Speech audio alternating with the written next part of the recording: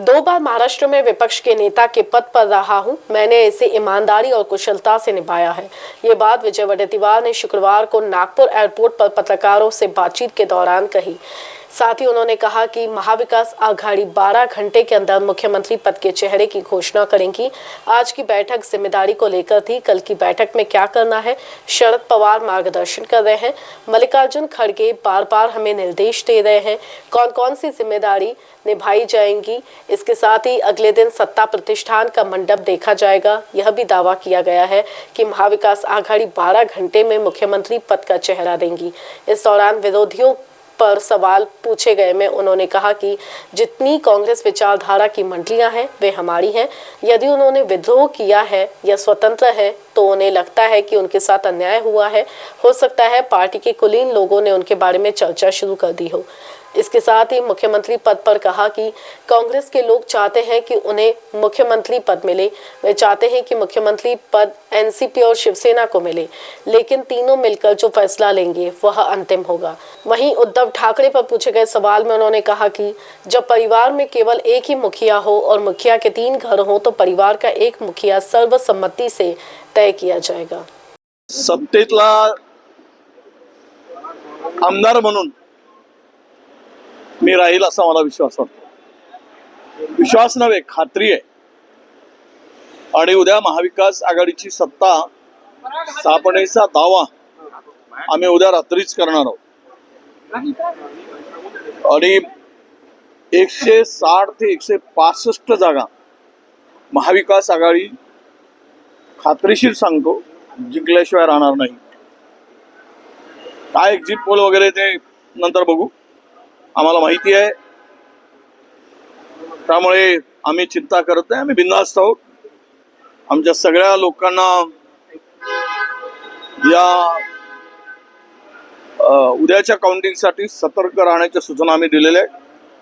काय काय काळजी घेतली पाहिजेत आणि उद्या मतदान पूर्ण मोजणी होईपर्यंत मतदान केंद्र सोडायचं नाही, या सुद्धा सूचना आम्ही केलेल्या आहेत।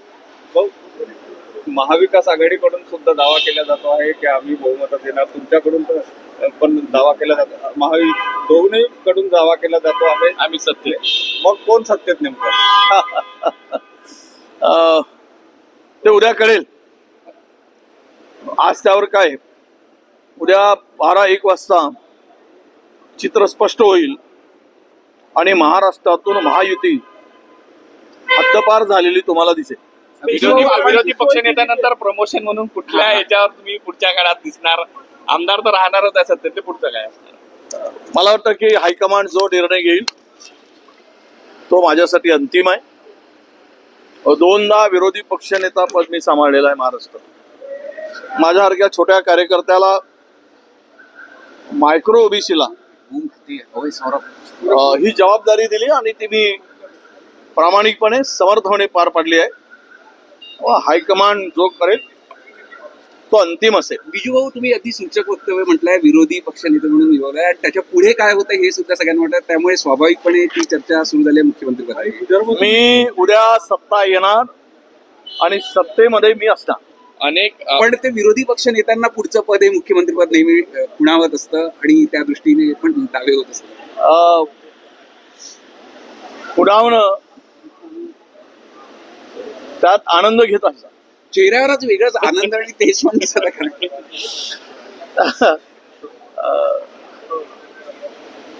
जे काम हाती घेतलं ते प्रामाणिकपणे केलंय। मला असं वाटतं की महाविकास आघाडीचा चेहरा 12 तासाच्या आत मुख्यमंत्री पदाचा आम्ही घोषित करू। पूर्ण महाविकास आघाडी बोलवल्या जाणार आहे, त्यांच्या हॉटेलची सुद्धा व्यवस्था करण्यात आलेली आहे। अशा प्रकारे स्पेशल विमानाचं सगळ्यांना आम्ही उद्या रात्री जमेल त्या व्यवस्थेचं बोलवलेलं आहे आणि विदर्भाची जबाबदारी सर्वांना गोळा करून येण्याची माझ्यावर हायकमांडनी सोपवलेली तडजोड केली जाणार नाही, जय्यत तयारी केली जात आहे। एकही छोट्या वस्तूंवर बारीक लक्ष ठेवलं आहे। पक्षश्रेष्ठी असो, मोठे नेते असो, का जबाबदारी वाटून सगळे काम सुरू झाले। आज मीटिंगच जबाबदारीची होती, काल पण एक मीटिंग झाली, आम्ही पोहोचू शकलो नाही।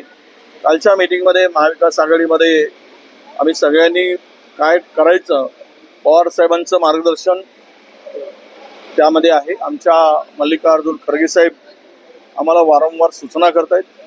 रमेश चन्नीथालाजी आमचे प्रभारी ते पण सूचना करतायत. त्यामुळे सगळ्यांनी मिळून कुठलीही जबाबदारी कशी पार पाडायची हे ठरलेलं आहे. परवाला सत्ता स्थापनेचा मंडप हा तुम्हाला तयार दिसेल. किती अपक्ष आणि बंडखोरांशी संबंध आतापर्यंत संपर्क झालेला आहे, काय बोलणं झालंय काँग्रेस महाराष्ट्रामध्ये जेवढे काँग्रेस विचारसरणीची मंडळी आहे त्यांच्याशी ते आमचेच आहेत.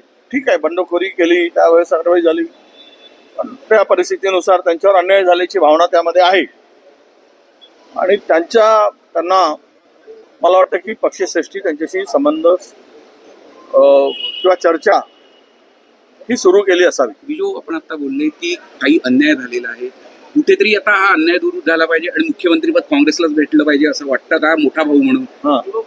काँग्रेसला मुख्यमंत्रीपद भेटावं हे काँग्रेस जणांची इच्छा आहे. राष्ट्रवादीला मुख्यमंत्रीपद भेटावं राष्ट्रवादीची इच्छा आहे. शिवसेना उठावाला हे मिळावं ही त्यांची इच्छा आहे. पण तीनही पक्ष एकत्र येऊन जो निर्णय होईल तो अंतिम असेल. हे